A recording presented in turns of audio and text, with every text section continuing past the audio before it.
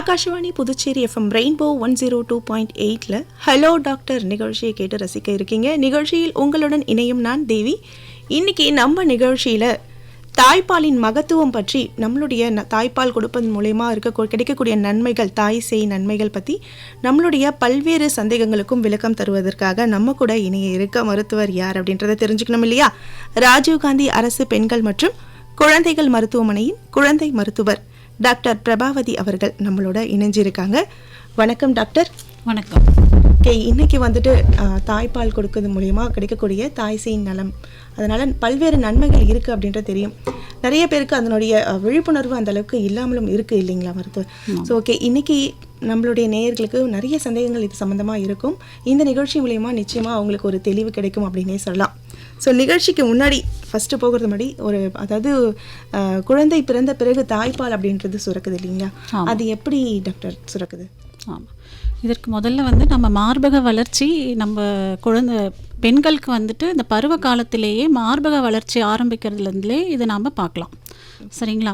மார்பக வளர்ச்சி எப்படி நடக்குதுன்னா ஈஸ்ட்ரோஜன்ங்கிற ஒரு ஹார்மோனால் மார்பக வளர்ச்சி ஏற்படுது. குழந்தை பேறுகாலத்தில் என்ன ஆகும்னா, அந்த ஈஸ்ட்ரோஜன் ஹார்மோன் ப்ரொஜெஸ்ட்ரான் என்ற ஹார்மோன் அதோட வேலை எடுத்துக்கும். அது மார்பக வளர்ச்சிக்கும் மற்றும் அந்த கர்ப்பப்பை வளர்ச்சி, குழந்தையை தாங்கக்கூடிய வளர்ச்சி அடைவதற்கும் அந்த ப்ரொஜெஸ்ட்ரான் ஹார்மோன் உதவி பண்ணுது. அடுத்தது பார்த்திங்கன்னா மெயினாக குழந்தை பிறந்ததுக்கப்புறம் இந்த பால் சுரக்கிறது எப்படின்னா அதுக்கு ரெண்டு வகையான ஹார்மோன்ஸ் காரணம். ஒன்று ப்ரொலாக்டின், இன்னொன்று ஆக்சிடோசின் சொல்லுவோம். அந்த ப்ரொலாக்டின் என்ற ஹார்மோன் பிட்யூட்டரி என்ற சுரபியில் முன்பகுதி வழியாக சுரக்குது. அந்த ப்ரொலாக்டின் என்ன பண்ணுன்னா மார்பகத்தில் பால் தங்குவதற்கு ஏற்றவாறு அந்த சுரபி உதவி பண்ணுது. அந்த மாதிரி சோர்ந்து நல்ல ஃபுல்லாக ஆனதுக்கப்புறம் குழந்தை உறிஞ்சும் போது பால் வருவதற்கு உறிஞ்சும் போது பாலை வெளியே கொண்டு வர்றதுக்கு அந்த ஆக்சிடோசின் என்ற ஹார்மோன் இருக்குது. இது ரெண்டுமே எப்படி வேலை பார்க்குதுன்னா குழந்தை பால் உறிஞ்சும் போது அதுலேருந்து நரம்பு மண்டலத்தில் மூலமாக அந்த பால் சுரபிகளுக்கு போய் அதோட தகவலை சொல்லும். இப்போ நம்ம எப்படி அடித்தா வலி இருக்குதுன்னா நம்ம மூளைக்கு போய் சொல்லி ஆகான்னு கத்துறோம். அந்த மாதிரி பால் உறிஞ்சும் போது அந்த நரம்பு மண்டலத்துக்கு போய் சொல்லும் போது அதுலேருந்து பால் சுரக்க ஆரம்பிக்கும். ஸோ அதனால தான் உறிஞ்ச பால் கிடைக்கும்னு நம்ம சொல்லணும். முதல்ல இனிஷியலாக பால் கம்மியாக சுரக்கிற மாதிரி தான் மக்களுக்கு தெரியும், தாய்மார்களுக்கு. அதை பார்த்துட்டு பால் இல்லை அப்படின்னு சொல்ல முடியாது. ஸோ இது உறிஞ்சா இருக்கும். அது பின்வரும் நமக்கு இன்னும் கொஞ்சம் நேரத்தில் நம்ம எப்படிலாம் அது பண்ணுதுன்னு சொல்லிட்டு நாம் பார்க்கலாம். Okay madam. Okay, super ma'am. இதுவே நிச்சயமாக எல்லாருக்குமே யூஸ்ஃபுல்லான ஒரு இன்ஃபர்மேஷன் அப்படின்னு சொல்லலாம். ஓகே மேம், இப்போது தாய்ப்பால் அப்படின்றது குழந்தை பிறந்த 1 மணி நேரத்துக்குள்ளே கொடுக்கணும் அப்படின்னு சொல்லும். அது எந்த அளவுக்கு முக்கியம் மேம்? அது ஏன் அப்படி 1 மணி நேரத்துக்குள்ளே கொடுக்கணும் அப்படின்னு சொல்கிறோம்? ஆமாம், இப்போ என்னன்னா அது 1 மணி நேரம் கூட இல்லை. குழந்தை நார்மலாக டெலிவரி ஆனவங்களுக்கு உடனே எவ்வளோ சீக்கிரம் முடியுமோ அவ்வளோ சீக்கிரமே நாம் தாய்ப்பால் கொடுக்கறது ரொம்ப நல்லது. ஏன்னு சொன்னா பார்த்தீங்கன்னா, குழந்தை ஃபஸ்ட்டு ஒரு யூட்ரஸ்ன்ற ஒரு இதில் இருந்து வெளி உலகத்துக்கு வரும்போது முதல்ல அழ ஆரம்பிக்கும். அப்போது குழந்தை நம்ம சின்ன குழந்தை பார்த்தீங்கன்னா ரொம்ப நேரம் தூங்க தான் செய்யும். 18லேருந்து 19 மணி நேரம் வரும் தூங்கிட்டு இருக்கும். ஒரு 4-5 மணி நேரம் தான் விழிப்பில் இருக்கும். இப்போ குழந்தை பிறந்தோடனே பார்த்தீங்கன்னா அந்த விழிப்பில் இருக்கும். அப்போ விழிப்பில் இருக்கிறப்ப நாம் ஒரு புது இதை நம்ம இன்ட்ரடியூஸ் பண்ணும்போது அதை சீக்கிரமாக அந்த குழந்தை எடுத்துக்க ஆரம்பிக்கும். ஸோ அதுக்கப்புறம் பார்த்தீங்கன்னா நம்ம லேட்டாக ஆரம்பித்தோன்னா குழந்தை தூங்க ஆரம்பிச்சிடும். தூங்க ஆரம்பித்ததுக்கப்புறம் நாம் அதை டிஸ்டர்ப் பண்ணி கொடுக்கும்போது குழந்தை அதுக்கு பிடிக்காது. ஸோ அது முதல்ல விழிப்பில் இருக்கும் போதே ஃபஸ்ட்டு ஏற்றுக்கிறது ரொம்ப கஷ்டமாக இருக்கும். அதனால் நம்ம குழந்தை விழிப்பில் ஃபஸ்ட்டு இருக்கும். அதனால் அந்த டைமில் ஆரம்பிக்கணும். அது இல்லாமல் உடனே ஆரம்பிக்கும் போது அம்மாவுக்கு குழந்தைய பார்த்த உடனே ஒரு பெரிய பூரிப்பு சந்தோஷம் இருக்கும். அந்த பூரிப்பு சந்தோஷத்தில் பால் சுரக்கிறதும் அதிகமாக இருக்கும். ஸோ அதனால் முதல்லையே குழந்தை எடுத்து மார்பகத்தில் போட்டு பால் குடிக்க வைக்க வேண்டும்.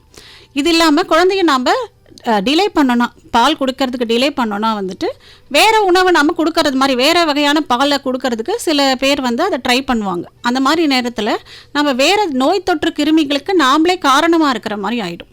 ஸோ அதனால் முதல் 1 மணி நேரத்துக்குள்ளே தாய்ப்பால் கொடுத்தோன்னா இந்த மாதிரி வெளி தொற்று நம்ம கம்மி பண்ணலாம். அதனால் வர நன்மைகள் ஏராளமாக இருக்குது. Okay ma'am. இப்போ அதாவது பிறந்த குழந்தைக்கு இந்த தாய்ப்பால் அப்படின்றது முக்கியமான உணவு இல்லைங்களா? அதுவும் இந்த நீங்கள் சொன்ன மாதிரி குழந்தை பிறந்த உடனேவே வந்துட்டு இந்த தாய்ப்பால் கொடுக்கறது ரொம்ப நல்லது. அதாவது அந்த முதல் சத்து அப்படின்னு ஏதாவது இருக்கா மேடம் இதில்? அதாவது ஃபர்ஸ்ட் கொடுக்கும்பொழுது அதில் வந்து சத்து அதிகமாக இருக்குது ஏதாவது இருக்கு? முதல் 2 நாளில் பார்த்தீங்கன்னா வந்துட்டு சீம்பால்னு நம்ம மற்ற ஆடு மாடுகள் மாதிரியும் மனிதர்களுடைய பாலிலையும் வந்துட்டு அந்த முதல் 2 பால் வந்துட்டு சீம்பால் என்று சொல்வோம். கொலஸ்ட்ரம்னு இங்கிலீஷில் சொல்லுவாங்க.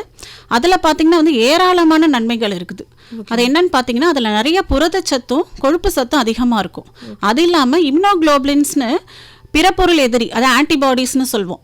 அது வந்து என்னன்னா கிருமிகள்லேருந்து நம்மளை பாதுகாக்கிறதுக்கு நிறைய வகையில் உதவி பண்ணுறது இந்த கொலஸ்ட்ரம். இதில் நிறைய வகையில் இந்த புரதமும் இந்த கொழுப்பு சத்தும் இந்த இம்யூனோகுளோபுலின்ஸ் இருக்கிறதுனால முதல் 2 நாள் இருக்கிற பால் கண்டிப்பாக கொடுக்கணும். ஆனால் நிறைய பேர் என்ன சொல்லுவாங்கன்னா அந்த பால் ரொம்ப கொழுப்பு அதிகமாக இருக்குது, குழந்தைக்கு போய் வயிற்றில் கட்டிக்கும், அதனால் அது கொடுக்க வேணாம் சொல்லிட்டு ஃபஸ்ட்டு 2 நாள் நிறைய பேர் வந்து அதை கொடுக்கறது இல்லை. ஆனால் அது ரொம்ப ரொம்ப தப்பு. ஏன்னா முதல் 2 நாள் கிடைக்கிற பால் தான் வந்துட்டு ரொம்ப முக்கியமான ஒரு அருமருந்து மாதிரி குழந்தைக்கு. அது பின்னாடி நாம் எவ்வளோ நாள் வாழ்க்கையில் இந்த இது வந்து ஒரு அடிப்படை காரணமாகவே இருக்கும் நாம் ஆரோக்கியமாக வாழ்வதற்கு. அதனால இந்த கொலஸ்ட்ரம் வந்து ரொம்ப ரொம்ப முக்கியம். இந்த ஃபஸ்ட்டு 2 நாள் வந்து இது கண்டிப்பாக கொடுக்கணும். அது இல்லாமல் கொலஸ்ட்ரம்லேருந்து வேறு சில நன்மைகளும் இருக்குது. அது என்ன பண்ணுன்னா வந்துட்டு நம்ம குடலில் வந்து சீக்கிரமாக நம்ம பர்கேட்டிவ்னு சொல்லுவாங்க. பர்கேட்டிவ்னா சீக்கிரமாக மலம் கழிக்கிறதுக்கு ரொம்ப ஹெல்ப் பண்ணும். அதனால் என்ன ஆகும்னா நமக்கு வந்து குழந்தைக்கு வந்து பிலிருபின் வந்து அதிகமாக இருக்கும். அந்த மாதிரி சமயத்தில் வந்துட்டு இந்த பிலிருபினை வந்து வெளிக்கொண்டு வரதுக்கு இந்த கொலஸ்ட்ரம் ரொம்ப ஹெல்ப் பண்ணும். அதனால் குழந்தைக்கு ஏற்படுற மஞ்சக்காமலை கூட இது வகையாக கம்மி பண்ணலாம். ஸோ இதனால் நிறைய நன்மைகள் இருக்குது. அதனால் அந்த சீம்பாலை வந்து கண்டிப்பாக கொடுக்கறது ரொம்ப ரொம்ப முக்கியமானது. Okay ma'am. ஓகே, அப்போ பிறந்த குழந்தைக்கு முதல் 2 நாள் கொடுக்குற தாய்ப்பால் ரொம்பவே முக்கியம். இதை தாண்டி பிறந்த குழந்தைக்கு தாய்ப்பால் அப்படின்றது முக்கிய உணவுன்னு சொல்கிறோம். ஆமாம். ஸோ அதை பற்றி சொல்லுங்கள் டாக்டர். ஏன் தாய்ப்பால் தான் ரொம்ப முக்கியம்னு சொல்கிறேன்னா தாய்ப்பாலில் இல்லாத நன்மைகள்னு ஒன்று இல்லாததே ஒன்றுமே கிடையாது. இதை வந்து எப்படி சொல்கிறதுனா வந்துட்டு அமுதத்தை வந்து பார்க்கடலில் போய் கடைஞ்சி எடுத்து அந்த அமுதம் சாப்பிட்டா ரொம்ப நாள் ஆரோக்கியமாக உயிர் வாழலான்னு நம்ம நிறைய கதைகளில் படிச்சிருப்போம், மகாபாரத கதையில் கேள்விப்பட்டிருப்போம். அதே மாதிரி ஆளும் வளரணும் அறிவும் வளரணும், அதுதான் வளர்ச்சின்னு சொல்லியிருக்காங்க. சரிங்களா? ஆள் மட்டும் வளர்கிறது முக்கியம் இல்லை, அது கூட சேர்ந்து மனுஷனுக்கு அறிவும் வளரணும், அதுதான் உண்மையான வளர்ச்சி. இப்போ பிற பால்லாம் கொடுக்கும்போது ஆள் நல்லா தான் வளருவாங்க. இப்போ புட்டிப்பால் பவுடர் பால் எது போட்டாலுமே வந்து குழந்தை வந்து வெயிட் ஏறுற மாதிரி தான் இருக்கும். ஆனால் மூளை வளர்ச்சி வந்து தாய்ப்பால் கொடுக்குற அளவுக்கு இருக்குமா அப்படின்னு கேட்டிங்கன்னா அது ஒரு பெரிய கேள்விக்குறி தான். அதனால் வந்துட்டு இந்த மாதிரி குழந்தைக்கு வந்து கண்டிப்பாக தாய்ப்பால் தான் நம்ம கொடுக்கணும். அது இல்லாமல் குழந்தையோட உடல் வந்து பார்த்துட்டிங்கன்னா மென்மையாக இருக்கும், அது எல்லாருக்குமே தெரியும். அதே மாதிரி உடல் உறுப்புகளும் ரொம்ப மென்மையாக தான் இருக்கும். ஸோ அதுக்கு வந்து நம்ம பிற உணவுகள் கொடுக்கும்போது அது அந்த அளவுக்கு அதை ஏற்றுக்குமாங்கிறது நமக்கு தெரியாது. தாய்ப்பால் என்ன நன்மைகள் இருக்குன்னா குழந்தை உடம்புக்கு ஏற்றவாறு அது தயாரிக்காத இயற்கையே கடவுளே நமக்கு தயாரிக்கப்பட்டு தானாகவே ரெடிமேடாக கொடுத்த ஒரு மருந்து தான் தாய்ப்பால். அது நம்ம நோய் தடுப்புலாம் எடுக்கிறதுக்கு நிறைய இம்யூனைசேஷன் வேக்சின் அதெல்லாம் போடுறோம். ஆனால் முதல்ல போடுற வேக்சின் பார்த்திங்கன்னா அதுக்கு பேர் வந்து தாய்ப்பால் தான். முதல் வேக்சின் பிசிஜி போலியோலாம் சொல்லுவாங்க, ஆனால் அதெல்லாம் கிடையாது. முதல்ல நாம் குழந்தைக்கு கொடுக்குற தாய்ப்பால் தான் முதல்ல நாம் கொடுக்குற வேக்சின் மாதிரி. அதில் நிறைய இது தடுக்கிற மாதிரி நிறைய காரணங்கள் இருக்கிறது. அதனால் நம்ம குழந்தைக்கு ஏற்றவாறு அதை கொடுக்க வேண்டும். அதுக்கப்புறம் பார்த்திங்கன்னா குழந்தையோட சிறுநீரகம் வந்துட்டு உடனே வந்து பெரியவங்க சிறுநீரகம் மாதிரி ஃபுல்லாக அது டெவலப் ஆகிருக்காது. இப்போ வேறு சில சாப்பாடெல்லாம் கொடுக்கும்போது நாம் எப்போவுமே நம்மக்கிட்ட சாப்பாடு கொடுத்துட்டு அது எது மூலயமா வெளியே வரும்னு பார்த்திங்கன்னா ஒன்று மலம், இன்னொன்று சிறுநீர், இன்னொன்று வியர்வை. குழந்தைக்கு வந்து வியர்வை சுரப்பி இருக்காது. ஸோ வியர்வை மூலயமா வர முடியாது. மலத்தின் மூலயமாவும் சிறுநீரகம் மூலயமா வரும். குடலும் வந்து ரொம்ப ரொம்ப சாஃப்டாக தான் இருக்கும். அதே மாதிரி சிறுநீரகமும் முழுமையடைஞ்சிருக்காது. 2 வயசுக்கு மேலே தான் சிறுநீரகம் கொஞ்சம் ஒரு 90% அது ஃபுல்லாகவே முழுமையடைந்து அதன் வேலையை செய்ய ஆரம்பிக்கும். ஸோ மற்ற பால் கொடுக்கும்போது அதுக்கு சிறுநீரகத்தை பாதிக்கிறதுக்கு நிறைய வாய்ப்பு இருக்குது. ஸோ அதனால் தாய்ப்பாலில் வந்துட்டு குழந்தைக்கு ஏற்றவாறு அது தயார் செய்யப்பட்டு இருக்கிறதால அது எந்த வர பாதிப்பும் ஏற்படாமல் இருக்கும். அதனால் பிறந்த குழந்தைக்கு முக்கிய உணவாக நம்ம தாய்ப்பாலை மட்டும்தான் சொல்ல வேண்டும். Okay ma'am. ஓகே, ஸ்டார்டிங்லேயே ரொம்ப ரொம்ப யூஸ்ஃபுல்லான இன்ஃபர்மேஷன். அதாவது அடிப்படையிலே வந்துட்டு தாய்ப்பால் எந்த அளவுக்கு அவசியம் அப்படின்றத வந்து கண்டிப்பாக நம்ம நேயர்களுக்கு புரிஞ்சிருக்கும். எஃப்எம் ரெயின்போ 102.8 ஹலோ டாக்டர் நிகழ்ச்சி கேட்டு ரசிச்சுட்டு இருக்கீங்க. நிகழ்ச்சியில் நம்ம கூட இன்னைக்கு வந்துட்டு தாய்ப்பாலின் மகத்துவம், தாய்ப்பால் எந்த அளவுக்கு குழந்தைக்கும் தாய்க்கும் எந்த அளவுக்கு அவசியம் அப்படின்றது டாக்டர் வந்து ரொம்ப சூப்பராக சொல்லிட்டு இருக்காங்க. ஸோ மேம், இப்போ வந்துட்டு தாய்ப்பால் குழந்தை வந்து சரியாக குடிக்குதா அப்படின்றத எப்படி மேம் தெரிஞ்சுக்கலாம்? இது எப்படி தெரிஞ்சுக்கலான்னு சொன்னிங்கன்னா வந்துட்டு எல்லா அம்மாவுமே குழந்தை பிறந்தோடனே தாய்ப்பால் கொடுப்பாங்க. ஆனால் கரெக்டாக வச்சு கொடுக்குறாங்களாங்கிறதுக்கு அப்போ தான் தாய்ப்பால் குழந்தை வந்து சரியாக குடிக்குதான் நம்ம அதை பார்க்க அந்த பொசிஷன்லாம். ஸோ அந்த பொசிஷன் பார்க்குறதுக்கு வந்துட்டு 2-3 நம்ம நிறைய விஷயம் அதில் கவனிக்க வேண்டியது இருக்குது. முதல்ல பார்த்திங்கன்னா வந்து குழந்தைய பிடிக்கிற முறையே வந்து கரெக்டாக இருக்கணும். குழந்தைய பிடிக்கும் போது அம்மா வந்து தன்னோட வலது கையில் வந்து குழந்தைய பிடிச்சிட்டு பால் கொடுக்குறாங்கன்னு வைங்க. எந்த கையில் பிடிக்கிறாங்களோ அந்த கையில் வந்து முழங்கையில் வந்துட்டு குழந்தையோட தலை வந்து ரெஸ்ட்டில் இருக்கணும். அப்புறம் குழந்தைய வந்து அடிப்பகுதி வந்து நம்ம ஒரே கையில் தான் குழந்தைய பிடிக்கணும். ஸோ பின்னாடி முதுகு பக்கமாக நம்ம கையை பிடிச்சி குழந்தையோட அடிப்பகுதியில் நம்மளோட உள்ளங்கை இருக்கணும். புரியுதுங்களா நான் சொல்கிறது? அது மாதிரி பிடிச்சிக்கணும். பிடிச்சிக்கிட்டு குழந்தை வந்து ஃபுல்லாகவே முழுவதுமாகவே அம்மா பக்கம் திரும்பி இருக்கணும். பிடிச்சிருக்கும் போது குழந்தை முழுவதுமாகவே அம்மா பக்கம் ரொம்ப திரும்பி இருக்கணும். அதனால் தலைப்பக்கம் கொஞ்சம் மேலே இருக்கணும். ஸோ கீழே வச்சு கொடுக்குறதோ படுத்து கொடுக்குறதோ அந்த மாதிரிலாம் செய்யக்கூடாது. உட்காந்து தான் கொடுக்கணும். தலைப்பகுதி வந்துட்டு குழந்தை அம்மா பக்கம் நல்லா திரும்பி இருக்கணும். அதனால் குழந்தையோட வயிறும் அம்மா வயிறும் வந்து ஒட்டணும். ஸோ இந்த மாதிரி இருந்தால் தான் இதுதான் கரெக்ட் பொசிஷன் சொல்லுவோம். இந்த மாதிரி திரும்பி வச்சு குழந்தைக்கு பால் கொடுக்க ஆரம்பிக்கும். அப்புறம் குழந்தை வந்து மார்மகத்தில் வந்து உறிஞ்சும் போது அதில் வந்து சிலதெல்லாம் நம்ம கவனிக்க வேண்டியது இருக்குது. எப்படி இருக்குன்னு பார்த்தீங்கன்னா, குழந்தை வந்து வாய் வந்து நல்லா திறந்து பால் குடிக்கணும், நல்லா திறக்கணும். காம்பில் இருக்கிற சுற்றி இருக்கிற கருப்பு பகுதியில் தான் வந்துட்டு அந்த டக்டெல்லாம் இருக்கும். டக்டுன்னு சொன்னிங்கன்னா அதுலேருந்து வர தடுப்பு இது. அதெல்லாம் வந்துட்டு அதில் உறிஞ்சும் போது தான் வந்து பாலே வெளியில் வரும். காம்பில் வந்து எதுவுமே இருக்காது. காம்பு வந்து நாம் அது வந்து பிடிக்கிறதுக்காக தான் அந்த காம்பில் வந்து பால் சுரப்பிகள் எதுவுமே கிடையாது. அதை சுற்றியில் இருக்க கருப்பு பகுதியில் தான் பால் வந்து நமக்கு வெளியில் வர்றதுக்கான வழி இருக்குது. அதனால் சில பேர் என்ன பண்ணுவாங்க, குழந்தை வந்து வெறும் காம்பை மட்டும் சப்பிட்டு குழந்தைக்கு பால் கிடைக்காது. அதனால் அழுதுகிட்டே இருக்கும். அம்மாவுக்கும் வந்து அடிக்கடி என்னடா அது நம்ம ரொம்ப நேரம் கொடுக்குறோம் ஆனால் பால் வந்து குழந்தைங்க அழுதுகிட்டே இருக்குன்னு சொல்லுவாங்க. அதனால் கருப்பு பகுதி வந்து முழுவதுமாக வந்து உள்ளே போகிற மாதிரி நம்ம பார்க்கணும். குழந்தை நல்லா வாய் அகன்று திறக்கும் போது கீழோதோட வந்து வெளிப்பக்கமாக திறந்த மாதிரி இருக்கும். இப்போ நல்லா ஒரு பெரிய பொருளை நீங்கள் வாயில் வச்சிங்கன்னா கீழோதோட வெளியே வரும். அந்த மாதிரி இருக்கணும். முழுவதுமாக அந்த கருப்பு பகுதி, சில பேருக்கு கருப்பு பகுதி கொஞ்சம் பெருசாக இருக்கும். ஸோ அது ஃபுல்லாக வந்து குழந்தைய வந்து உள்ளே வைக்க முடியாது. எவ்வளோ முடியுமோ அந்த அளவுக்கு கருப்பு பகுதி உள்ளே இருக்கணும். அப்படியே தெரிஞ்சாலும் கருப்பு பகுதி மேலே இருக்க கருப்பு பகுதி தெரிஞ்சால் பரவாயில்ல.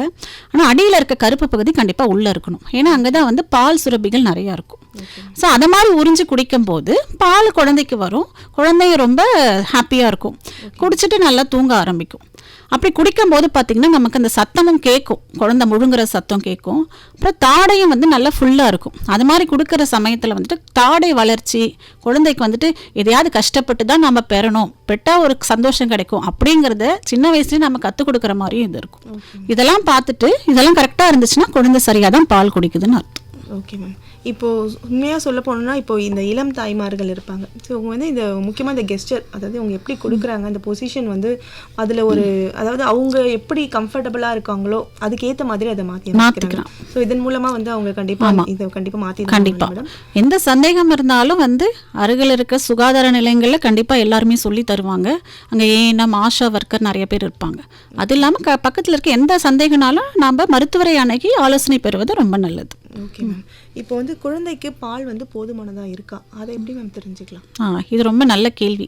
ஏன்னு சொன்னால் ஒரு டைமும் எந்த ஓபிடிக்கு வர எல்லா தாய்மார்களுமே வந்து இந்த மாதிரி கேட்பாங்க. பால் கொடுக்குறேன் டாக்டர், ஆனால் குழந்தைக்கு பால் பத்துதான்னு எனக்கு தெரியல, எனக்கு பால் ஒழுங்காக கிடைக்குதான்னு தெரியல அப்படின்னு. நாங்கள் வந்துட்டு ஃபஸ்ட்டு என்ன பண்ணோம்னா, ஃபஸ்ட்டு இந்த மாதிரி இருக்க தாய்மார்களுக்கு சந்தேகம் எப்படின்னா, ஃபஸ்ட்டு நாங்கள் அவங்கள உட்கார வச்சு பால் கொடுக்க வைப்போம். அவங்க எப்படி பிடிச்சி கொடுக்குறாங்க, இப்போ நான் முதல்ல சொன்ன கேள்விக்கு மாதிரியே அந்த பிடிச்சி கொடுக்குற பொசிஷனு, குழந்தை ஒழுங்காக அது வாய் வச்சு உறிஞ்சுதா, குழந்தைக்கு பால் சரியாக போய் அது குடிக்குதா அப்படிங்கிறதெல்லாம் வந்துட்டு கரெக்டாக இருக்கான்னு ஃபஸ்ட்டு நாங்கள் செக் பண்ணுவோம்.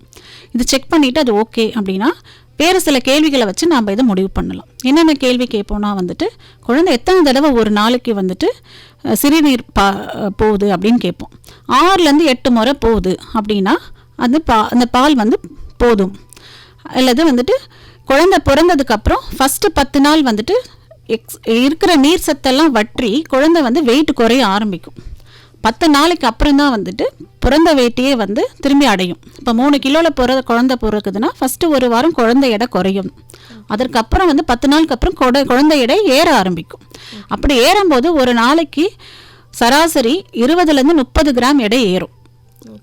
அதை வச்சு நம்ம கணக்கு பண்ணி குழந்தை எடை ஏறி இருக்கா இல்லையாங்கிறத நாம் பிறந்த எடையும் இன்னைக்கு வந்த வெயிட்டையும் வச்சு நம்ம செக் பண்ணி பார்ப்போம். செக் பண்ணி பார்க்கும்போது எடையில் சரியாக ஏறி இருக்கிறதான்னா பால் வந்து கொடுக்கறது போதுமானது. அதே மாதிரி எந்த பிரச்சனையும் இல்லாமல் மலம் கழிக்க வேண்டும் குழந்தை. வேற எந்த பிரச்சனையும் இல்லைன்னா குழந்தை வந்து நார்மலாக மலம்லாம் கழிக்கணும். இதெல்லாம் இருந்துச்சுனாலே குழந்தை போதுமானதாக பால் கிடைக்குதுன்னு அர்த்தம். இந்த மாதிரி வேறு சில பிரச்சனை இருக்குதுன்னா நாம் வந்து பிரெஸ்ட் ஃபீடிங் கவுன்சிலிங்னு நிறையா இருக்குது. தாய்மார்களுக்கு அதுக்கான அறிவுரையை நாங்கள் சொல்லுவோம். Okay ma'am. இப்போ வந்துட்டு குழந்தை வந்து சில காரணங்களால தாய்ப்பால் குடிக்கிறது மறுப்பாங்க. ஸோ அந்த குழந்தைங்க குறிப்பிட்ட காலம் வந்து தாய்ப்பால் குடிக்காது. ஸோ அது என்ன மாதிரியான காரணங்களால தாய்ப்பால் குடிக்கிறதுக்கு மறுக்கிறதுக்கான காரணம்? ஆமாம், இதுவும் ஒரு நார்மலான ஒரு கேள்வி. ரொம்ப ரொம்ப எல்லாருமே கேட்க வேண்டிய கேள்வி தான். என்னன்னு பார்த்தீங்கன்னா வந்துட்டு நார்மலாக எப்போவுமே முதல்ல இருந்து தாய்ப்பாலே குடிச்சிட்டு இருக்க குழந்தைக்கு இந்த பிரச்சனை பெரும்பாலும் வராது. சில பேர் என்ன பண்ணுவாங்கன்னா, எங்கள் அம்மா சொன்னாங்க, எங்கள் மாமியார் சொன்னாங்க, பால் பத்தலை மேடம், அதனால் நைட்டு மட்டும் நான் வேறு பால் போட்டேன், பாட்டிலில் போட்டேன், அது மாதிரி சொல்லுவாங்க. பாட்டிலில் கொடுக்கும்போது என்ன ஆகும்னா வந்துட்டு பால் வந்து நம்ம அதில் சர்க்கரை கலந்து கொடுப்போம். ஒன்று இனிப்பு கூட இருக்கும். அதுக்கப்புறம் அந்த பாட்டிலில் இருக்க அந்த நிப்பிள் வந்துட்டு ரொம்ப ஈஸியாக நம்ம ஓட்டை பெருசாக போட்டு கொடுத்தோம்னா ஈஸியாக பால் கிடைக்க உடனேயும் குழந்தை வந்து என்ன பண்ணணும்னா அதுதான் ரொம்ப ஈஸியாக இருக்குன்னு நினச்சிக்கும். ஸோ இது உறிஞ்சு குடிக்கிறதுக்கு அப்போ அந்த நிப்பிள் கன்ஃபியூஷன். ஸோ அடுத்தது நம்ம மார்பகத்தில் போடும்போது வந்துட்டு ரொம்ப கன்ஃபியூஸ் ஆகிடும். அதனால வந்து ரொம்ப குழப்பாயிடுச்சிரும் குழந்தை. அதனால கொஞ்ச நாளுக்கு வந்து அந்த பால் குடிக்கிறத மறுக்கும் நம்ம. அது ஒரு காரணம். இன்னொரு காரணம் என்னன்னா, சில சமயம் குழந்தைக்கு காது வலி, வேற ஏதாவது உடம்புல உபாதைகள் இருந்தாலும் இந்த மாதிரி குழந்தைக்கு பால் கொடுக்க மறுக்கும். அப்புறம் இந்த மாதிரி வெளிப்பால் கொடுக்கறதுனால நான் ஏற்கனவே சொன்ன மாதிரி குடலில் வந்துட்டு பிரச்சனைகள் வர வாய்ப்பு இருக்குது. அந்த மாதிரி நெக்ரோடைசிங் என்ட்ரோகுலைட்டிஸ்ன்னு சொல்லுவோம். அது என்னன்னா வந்துட்டு குடலில் வந்து இன்ஃபெக்ஷன் வர வாய்ப்பு இருக்குது. அந்த மாதிரி இருந்துச்சுன்னா உடல் உப்பேசமாகி வயிறெல்லாம் உப்பேசமாகி வாந்தி வர மாதிரி பண்ணும். அந்த மாதிரி டைமில் பால் குடிக்காது. இதையும் தாண்டி பால் குடிக்கலன்னா வாய் உள்ள பார்க்கலாம். சில சமயம் மேல் அன்னத்தில் வந்துட்டு ஓட்டை இருக்க வாய்ப்பு இருக்குது சில குழந்தைகளுக்கு. அந்த மாதிரி குழந்தைங்க உறிஞ்சு குடிக்கிற தன்மை வந்து கம்மியாக இருக்கும். அந்த மாதிரி டைம்லேயும் பால் குடிக்காது. அப்புறம் வாயில் புண்ணு இருந்தாலும் பால் குடிக்காது. வெள்ளையாக சில சமயம் பால் படிஞ்சிருக்கும். அந்த மாதிரி இருக்கிற டைமில் பால் குடிக்காது. இல்லை இந்த மாதிரி பால் நம்ம கரெக்டாக பொசிஷன் வச்சு கொடுக்கலன்னா வெறும் காம்பை மட்டும் சாப்பிட்ற குழந்தைங்களுக்கு இது என்ன நம்ம எப்படி பண்ணாலும் அந்த பால் வரவே மாட்டுதே அப்படின்னு சொல்கிற கோபத்துலேயும் பால் குடிக்காது. அதனால கரெக்டாக பொசிஷன் அட்டாச்மெண்ட்லாம் கரெக்டாக பண்ணோன்னா நம்ம இந்த பிரச்சனைகளை தவிர்க்கலாம். அது இல்லாமல் குழந்தை பிறந்த முதல் 6 மாதங்களுக்கு தாய்ப்பால் மட்டுமே கொடுக்க வேண்டும். குழந்தைக்கு தேவையான எல்லா வித சத்துக்களும் அந்த தாய்ப்பாலிலே இருக்குது. ஈவன் தண்ணி கூட கொடுக்கக்கூடாது. ஏன்னா தண்ணியும் தாய்ப்பாலில் இருக்குது. குழந்தைக்கு தேவையான முதல் 6 மாதத்துக்கு எல்லாமே அதில் இருக்குது. ஸோ நம்ம வேறு பிற உணவுகளை கொடுக்கும்போது தான் இந்த மாதிரி குழந்தை பால் குடிக்காததற்கான காரணங்கள் வரும். சில சமயம் வந்து குழந்தைக்கு வந்துட்டு நோய் தொற்று கிருமி ஏற்பட்டு அதனால் குழந்தை பாதிப்படைஞ்சாலும் பால் குடிக்காது. ஸோ இதெல்லாம் வந்து இருக்கிற காரணங்கள். நம்ம வீட்டில் ரொம்ப நேரமாக இதையே வச்சு யோசிச்சுட்டு இருக்க வேணாம். ஃபஸ்ட்டு நாம் வந்து சொன்ன காரணங்களை கரெக்ட் பண்ணி பார்க்கலாம். அதை தாண்டி குழந்தை குடிக்கலைன்னா உடனே மருத்துவரை அணுகுவது நல்லது. Okay ma'am. இப்போது நீங்கள் சொன்னீங்கல்ல மேம், இப்போது தாய்ப்பால் அப்படின்றது 6 மாதத்துக்கு அவசியம். அவங்க வந்து அந்த உறிஞ்சி குடிக்கிறதுல அவங்களுக்கு கஷ்டம் இருக்கும். குழந்தைங்கள் அவங்களுக்கு வந்து ஈஸியாக கிடைக்கணும் அப்படின்ற மாதிரிலாம். இப்போ தாய்ப்பாலை வந்து வெளியே எடுத்து அதுக்கப்புறம் அதை கொடுக்குறாங்கல்ல மேம், அது வந்து இது ரெண்டுத்தும் எப்படி மேம்? ஆமாம், சில சமயம் வாயில் புண்ணு இருக்குது, குழந்தை அந்த நேரத்தில் குடிக்க முடியல. சில சமயம் வந்துட்டு அந்த உறிஞ்சி குடிக்கிற தன்மை இருக்காது. அந்த மாதிரி டைமில் வந்துட்டு நம்ம என்ன பண்ணோம்னா எக்ஸ்பிரஸ்டு பிரெஸ்ட் மில்க் சொல்லுவோம். அப்படி எப்படின்னா பாலை வந்து நம்ம எடுத்து வச்சு அதை வந்து பாலாடை மூலயமாவோ ஸ்பூன் மூலயமாவோ கப் மூலயமாவோ கொடுக்கறதுக்கு பேர் வந்து எக்ஸ்பிரஸ்டு பிரெஸ்ட் மில்க்.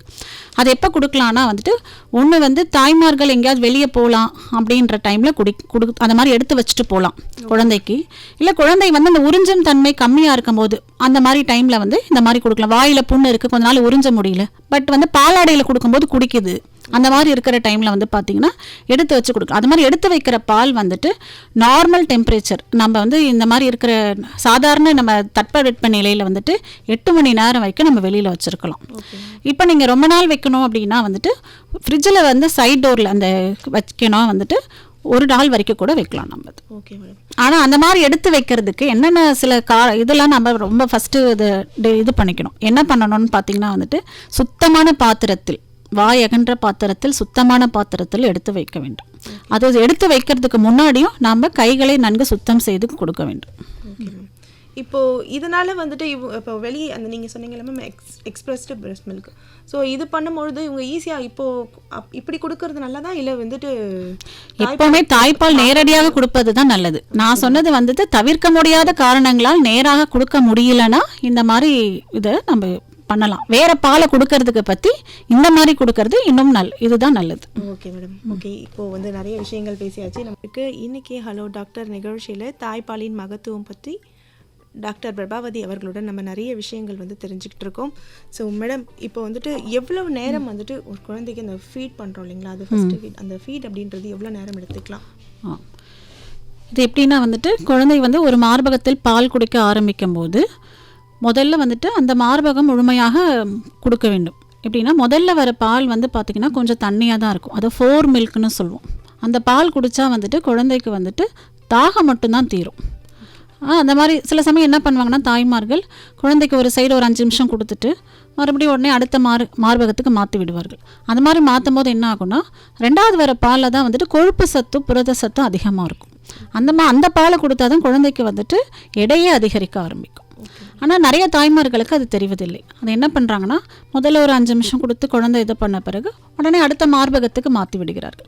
அந்த மாதிரி மாற்றும் போது என்ன ஆகுனா 2 சைடுமே வந்துட்டு அந்த 4 மில்க், அந்த முதல்ல வர பால் தண்ணி பால் மட்டும்தான் குழந்தை குடிக்கும். அது 2-3 தடவை சிறுநீரகம் போன உடனேயுமே வந்துட்டு அது சிறுநீர் போன உடனேயுமே அது குழந்தைக்கு வந்துட்டு அதுக்கப்புறம் ஃபுல்லாக இருக்க மாதிரி இருக்காது. உடனே குழந்தை 1 மணி நேரத்துலேயே அழ ஆரம்பிச்சிடும். உடனே 10-15 நிமிஷத்தில் கூட அழ ஆரம்பிச்சிடும். நல்லா பால் நல்லா குடிக்குதுன்னா குழந்தை ஒரு 2 மணி நேரம் நல்லா தூங்கும். அது எடையும் அதிகரிக்கும். ஸோ அதனால் வந்துட்டு ஒரு குழந்தைக்கு ஏற்ற மாதிரி சில குழந்தை வந்துட்டு ரொம்ப ஸ்லோவாக குடிக்கும், சில குழந்தை ரொம்ப வேகமாக குடிக்கும். அது தகுந்த மாதிரி அந்த நேரம் மாறுபடும். ஆனால் அந்த ஒரு மார்பகம் ஃபுல்லாக முடிஞ்ச பிறகு தான் நம்ம அது தாண்டி குழந்தை பாலுக்கு இருக்கும்போது அப்போ நம்ம அடுத்த மார்பகத்துக்கு மாற்றலாம். சில சமயம் பால் கொடுக்கும்போது குழந்தை வந்து தூங்கிடும். ஒரு 2 நிமிஷம் குடிக்கும், சப்பும், அதுக்கப்புறம் அது ரொம்ப ஆயாசமாக தூங்க ஆரம்பிச்சிடும். அந்த மாதிரி நேரத்தில் என்ன பண்ணால் குழந்தைய வந்து உடனே விளக்க வேணாம். இப்போ என்ன பண்ணணும்னா வந்துட்டு நல்லா சுரண்டி விட்டிங்கன்னா திரும்பியும் பால் வந்து உறிஞ்ச ஆரம்பிக்கும். அதை போய் ஸ்டிமுலேட் ஸ்டிமுலேட் பண்ணால் திரும்பி பால் குடிக்கும். அப்புறம் குழந்தை நல்லா சப்பிட்டு இருக்கும்போது உடனே இப்படி அவசரமாக எடுத்து விடக்கூடாது நம்ம, அதுவும் தப்பு. அந்த மாதிரி நேரத்தில் வந்து குழந்தை வந்து அது ரொம்ப அழுத்தி பிடிக்கும் போது குழந்தை மார்பகத்தில் காயம் வரக்கூட வாய்ப்பு இருக்கிறது. அதனால் அது பண்ணக்கூடாது. Okay madam. இப்போ எத்தனை வயசு வரைக்கும் வந்துட்டு தாய்ப்பால் அப்படின்றது குழந்தைங்களுக்கு கொடுக்கணும்? நான் ஏற்கனவே சொன்ன மாதிரி வந்து முதல் 6 மாதங்களுக்கு தாய்ப்பால் மட்டுமே கொடுக்க வேண்டும். வேறு ஏதாவது குழந்தைக்கு உடம்பு சரியில்லைனா மருந்து மாத்திரை வேறு ஏதாவது இப்போ மருத்துவரின் ஆலோசனைப்படி அதை மட்டும் கொடுக்கலாம். மற்றபடி தண்ணி வெயில் நாளாக இருக்குது தண்ணி கொடுக்கலாம் குழந்தைக்கு, 4 மாதம் ஆயிடுச்சு வேறு ஏதாவது உணவு ஆரம்பிக்கலாம் அப்படிங்கிறது கிடையாது. முதல் 6 மாதம் வெறும் தாய்ப்பால் மட்டும்தான். அதுக்கப்புறம் இணை உணவு வந்து 6 மாதம் முடிந்த பிறகு இணை உணவுகள் நாம் ஒன்று ஆரம்பிப்போம். அந்த இணை உணவு கூட சேர்ந்து இணை உணவு ஆரம்பித்தோம்னா தாய்ப்பாலை நிறுத்திடலாமான்னு கேட்டோன்னா அது கிடையாது. குழந்தையோட மூளை வளர்ச்சி வந்துட்டு முதல் 2 வயசு வரைக்குமே ஒரு 95% 2 வயசு முடியும் போது தான் வளர்ச்சியே ஆரம்பிக்கும். ஸோ அந்த மூளை வளர்ச்சி முடிகிற வரைக்குமே, அதாவது 2 வயசுக்கு மேலே வரைக்கும் கூட நம்ம தாய்ப்பால் கொடுக்கலாம். Okay madam. இப்போ வந்துட்டு தாய்ப்பால் கொடுக்கும்போது காம்புகளில் வந்து காயம் ஏற்படும் அப்படின்னு சொல்லியிருந்தீங்க. ஆமாம், அது என்னென்ன மாதிரியான காரணங்கள்னால வருது, அதை எப்படி நம்ம சரி பண்ணலாம்? மெயினாக பார்த்தீங்கன்னா வந்துட்டு அந்த மார்பகத்தில் வர காயம், அந்த காம்பில் வர காயம் எப்படி வரும்னா வந்துட்டு நம்ம ஏற்கனவே டிஸ்கஸ் பண்ண மாதிரி அந்த பொசிஷன் அட்டாச்மெண்ட் பார்த்தோம். குழந்தை எப்படி நம்ம படுக்க வைக்கணும், குழந்தை எப்படி பிடிச்சி கொடுக்கணும், குழந்தைய கரெக்டாக அதில் வந்து அட்டாச் பண்ணியிருக்கா இல்லையா, வாயை திறந்து கொடுக்கணும், அந்த கருப்பு பகுதி உள்ளே இருக்கணும், இதெல்லாம் கரெக்டாக அட்டாச்மெண்ட் சரியாக இல்லை, வெறும் காம்பு மட்டும் சப்பிகிட்டே இருந்துச்சுன்னா அந்த மாதிரி தாய்மார்களுக்கு தான் வந்து இந்த காம்பில் வந்து காயம் ஏற்பட நிறைய வாய்ப்பு இருக்குது. அந்த மாதிரி டைமில் என்ன பண்ணால் ரொம்ப வலிக்கும். அதனால் அம்மாவும் வந்து தாய்ப்பால் கொடுக்கறதுக்கு விரும்ப மாட்டாங்க அந்த டைமில். அதனால் அந்த காயம் வராமல் இருக்குன்னா கரெக்டாக ஃபஸ்ட்டு அந்த பொசிஷன் அட்டாச்மெண்ட் தான் கரெக்டாக இருக்கணும். இதை சரி செஞ்சாலே வந்துட்டு அந்த காயம் தானாகவே ஆறிடும். ஆனால் 2-3 நாளைக்கு குழந்தை பால் கொடுக்க முடியலன்னா அந்த மாதிரி சமயத்தில் வந்து பால் கட்ட ஆரம்பிச்சிடும். குழந்தை சப்பலை, பால் வெளியில் வரல, பால் கட்ட ஆரம்பிச்சிடும். பால் கட்ட ஆரம்பித்தா குழந்தையோட அம்மாவுக்கு வந்து அது வலி கொடுக்கும். அந்த மாதிரி நேரத்தில் என்ன பண்ணால் ஒரு நல்ல சுட தண்ணி வெந்நீர் மாதிரி ஒரு துணியில் எடுத்து வச்சு நல்லா ஒத்தனை மாதிரி கொடுத்துட்டு அந்த பாலை நம்ம பீச்சி எடுக்கலாம். எக்ஸ்பிரஸ்டு பிரெஸ்ட் மில்க் சொன்னேன் இல்லையா, அதை மாதிரி எக்ஸ்ப்ரெஸ் பண்ணிவிட்டு அந்த பாலை குழந்தைக்கு கொடுக்கலாம். அந்த காயம் வந்து கொஞ்சம் கொஞ்சமாக 2-3 நாள் ஆறிடும். ஆறினதுக்கப்புறம் திரும்பி நம்ம கரெக்டான பொசிஷன் அட்டாச்மெண்ட் வச்சு கொடுக்கலாம். இன்னொன்று வந்து என்ன பண்ணலன்னா, நான் ஹைண்ட் மில்க் சொன்னேன் இல்லையா, 2வது வர மில்க் வந்து கொழுப்பு சத்து உள்ள அந்த ஹைண்ட் மில்க் எடுத்தும் அந்த காயத்து மேலே நம்ம தடவலாம். தடவினாலும் அந்த காயம் வந்து சீக்கிரமாக ஆறிடும். Okay madam. இப்போ வந்துட்டு தாய்ப்பால் ஊட்டும்பொழுது ஆண் குழந்தை பெண் குழந்தை அப்படின்னு ஏதாவது வேறுபாடு ஏதாவது இருக்குங்களா மேடம்? அந்த மாதிரிலாம் எதுவுமே கிடையாது. இப்போ இருக்க காலகட்டத்தில் ஆணுக்கு பெண் சரிநிகர் சமானம் சொல்கிறோம். தாய்ப்பால் மட்டும் எதுக்கு அந்த வேற்றுமை? எந்த விதமான வேற்றுமையும் கிடையாது. ஆண் குழந்தையாக இருந்தாலும் பெண் குழந்தையாக இருந்தாலும் எல்லாமே நீங்கள் பால் கொடுக்குற விதமும் கொடுக்குற காலமும் நேரமும் எல்லாமே ஒன்று தான். Okay ma'am. ஏன்னா குழந்தைக்கு சரியான ஊட்டச்சத்து அப்படின்றது போகணும். ஆமாம் ஆமாம். ஆண் குழந்தை என்ன, பெண் குழந்தை என்ன, குழந்தை ஆரோக்கியமாக இருக்கணும், அவ்வளோதான். Okay madam. இப்போ வந்துட்டு என்ன மாதிரியான உணவுகள்லாம் வந்துட்டு இவங்க தாய்மார்கள் வந்து எடுத்துக்கணும் மேடம்? குழந்தைகளுக்கு வந்துட்டு இது வந்து ரொம்ப காமன் கொஷின். என்னன்னு கேட்டிங்கன்னா, குழந்தை பிறந்த உடனேயுமே என்ன சொல்லுவாங்கன்னா, முதல் 2 நாள் பார்த்திங்கன்னா ரொம்ப சுட வச்சு ஆற வச்ச காஃபி, ஆற வச்ச பால், தண்ணி இதான் முதல் நாள் கொடுக்குறாங்க. அந்த மாதிரி வந்து கொடுக்கறது ரொம்ப தப்பு. குழந்தை பிறந்த உடனே தான் அதிக ஊட்டச்சத்து பெண்களுக்கு தேவைப்படும். நார்மலாக சராசரி ஒரு ஆணோ பெண்ணோ வந்துட்டு ஒரு நாளைக்கு 1200 1500 கிலோ கேலரி வரைக்கும் சாப்பிட்டு அந்த மாதிரி சில இது தேவைப்படும். ஆனால் குழந்தை பிறந்த தாய்மார்களுக்கு இன்னும் ஒரு 500 கிலோ கேலரி வந்து அதிகமாகவே தேவைப்படும். அது இல்லாமல் புரதமும் 25 கிராம் புரோட்டீன் வந்து இன்னும் எக்ஸ்ட்ராவாக நமக்கு குழந்தை அந்த மாதிரி ஃபீடிங் பண்ணுற மதற்கு ரொம்ப தேவை. ஸோ இந்த மாதிரி காலத்தில் வந்துட்டு நமக்கு குழந்தை நிறையா சாப்பிட்டா வந்து வெயிட்டு போடும் அந்த மாதிரி நினச்சி நிறையா தாய்மார்கள் வந்து சரியாக சாப்பிட்றது கிடையாது. அந்த மாதிரி நாம் சாப்பிட்ற சாப்பாடு தான் தாய்ப்பால் மூலமாக ஊட்டச்சத்தை குழந்தைக்கு போகுது. ஸோ குழந்தையை மட்டுமே மனதில் கொண்டு அதுக்கப்புறம் டயட்டு, அதுக்கப்புறம் எக்ஸசைஸ் அதெல்லாம் பண்ணி நம்ம என்ன பண்ணணுமோ அதை செஞ்சுக்கலாம். அப்புறம் அது நிறைய பேர் நினைப்பாங்க வெயிட்டு போட்டுச்சு அதனால் குழந்தைக்கு வந்து நாம் வந்து சரியாக சாப்பிட வேணாம். இந்த வெயிட்டு கொழுப்பு குறைக்கிறது நம்ம நல்ல பால் குடித்தாலே தானாகவே வெயிட் அது தானாகவே குறையும். ஏன்னா எக்ஸ்ட்ரா கொழுப்பு எல்லாமே பால் வந்து சுரக்கிறதுக்கு அது எல்லாமே யூஸ் பண்ணிக்கும் தன்னோட உடம்பு. அது மாதிரி யூஸ் பண்ணும்போது தானாகவே வெயிட்டு நார்மல் வெயிட்டுக்கு வந்துடுவாங்க. ஸோ இதெல்லாம் நினச்சி நான் பண்ணக்கூடாது. அந்தந்த காலத்துக்கு ஏற்பனான சீஸ்னல் ஃப்ரூட்ஸ்ன்னு சொல்லுவோம், அது எல்லாமே சாப்பிட்லாம். பச்சை காய்கறிகள், பழங்கள், வேறு நார் சத்து உள்ள பொருள்கள். ஏன்னா குழந்தை பிறந்த தாய்மார்களுக்கு வந்துட்டு மலச்சிக்கல் வராமல் இருக்கணும். அதனால் நார் சத்து உள்ள பொருள் நிறையா சாப்பிடணும். நார்மலாக குடிக்கிற தண்ணி அளவை விட இன்னொரு 1 லிட்டர் 1.5 லிட்டர் அதிகமாகவே குடிக்கணும். அதிகமாக குடிச்சுன்னா மலச்சிக்கல் வராது, வேறு எந்த உபாதைகளும் பெண்களுக்கு வராது. அது மாதிரி கால்சியம், குழந்தை பிறந்த தாய்மார்களுக்கு வந்துட்டு நம்ம பாடியில் இருக்க கால்சியம் தான் தாய்ப்பால் மூலமாக நம்ம குழந்தைக்கு போகுது. அப்போ அவங்களுக்கு வந்து நார்மலாகவே கால்சியம் கம்மியாக இருக்கும். நார்மலாகவே பார்த்திங்கன்னா ப்ரெக்னன்சி பீரியடில் பார்த்திங்கன்னா நிறைய பேருக்கு காலெல்லாம் இழுக்க ஆரம்பிக்கும். அது எல்லாமே கால்சியம் குறைபாட்டினால் வர்றது. அதனால தான் கால்சியமும் அயன் சத்து மருந்தும் வந்துட்டு தாய்மார்களுக்கு நம்ம கொடுப்போம். இதை வந்து குழந்தை பிறந்த முதல் 3 மாதங்களுக்கு நாம் இதை வந்துட்டு கண்டினியூ பண்ணணும். கண்டினியூ பண்ணாதான் வந்து தாய்மார்களுடைய உடல் நலம் வந்து பாதுகாக்கப்படும். Okay madam.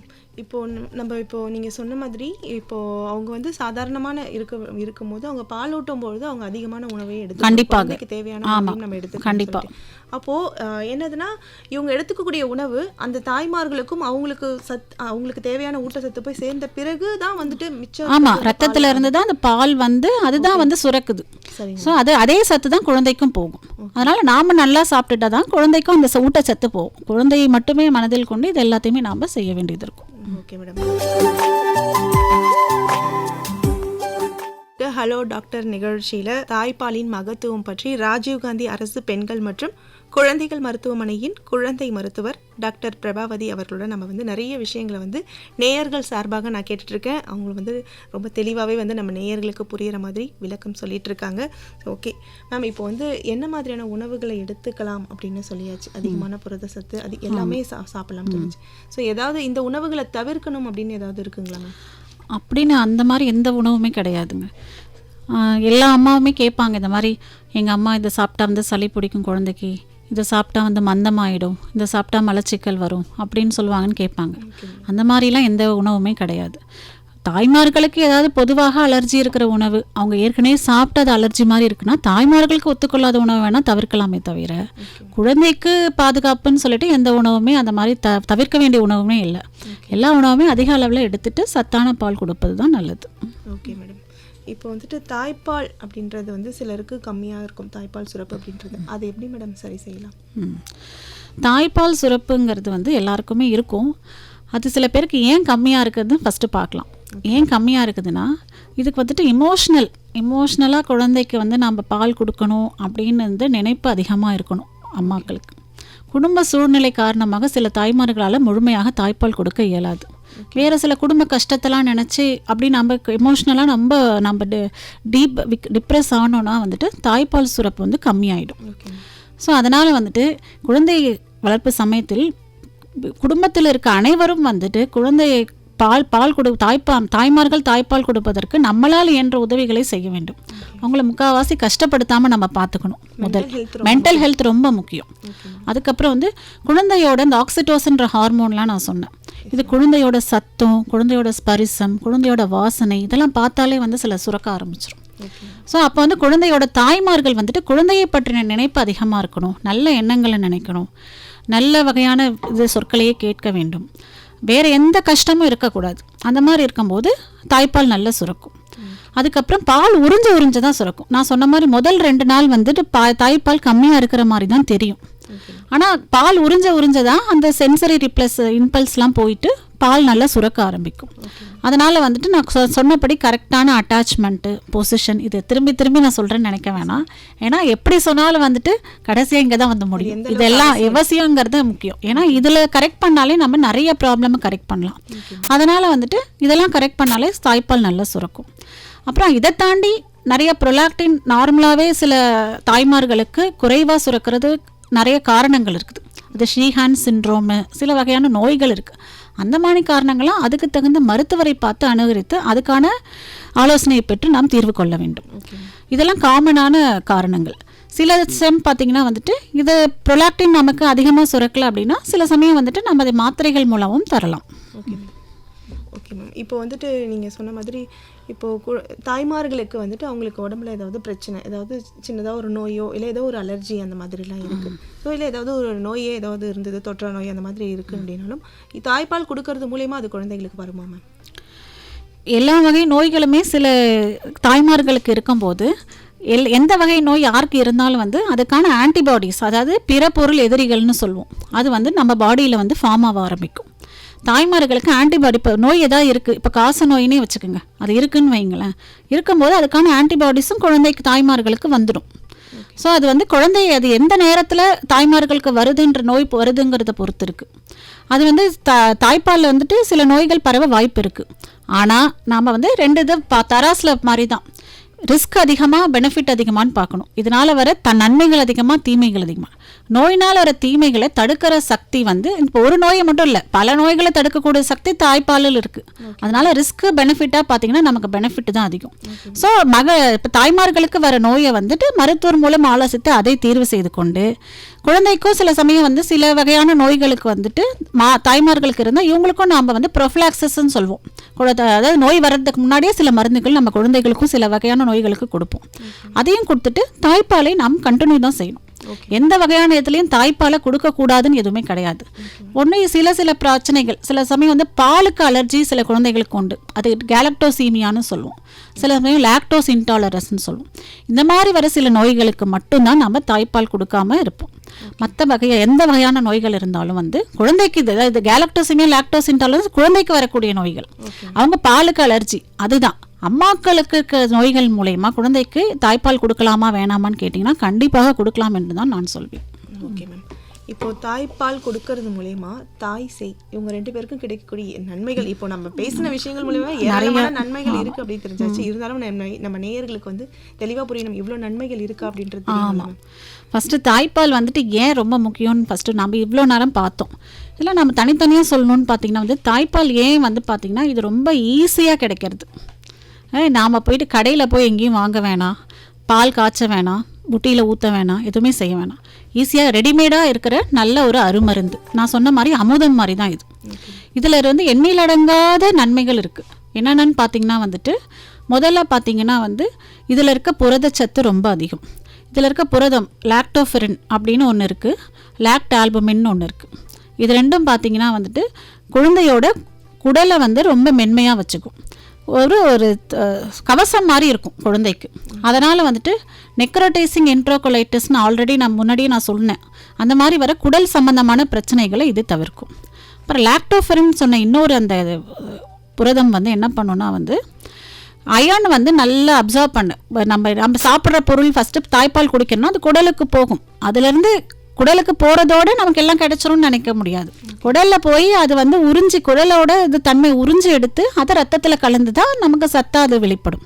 அந்த உறிஞ்சிற தன்மை இன்க்ரீஸ் பண்ணுறது வந்து இந்த லாக்டோஃபெரின். அது இல்லாமல் சில என்சைம்ஸும் இருக்குது, இதெல்லாமும் நிறைய வகையில் உதவி பண்ணுது.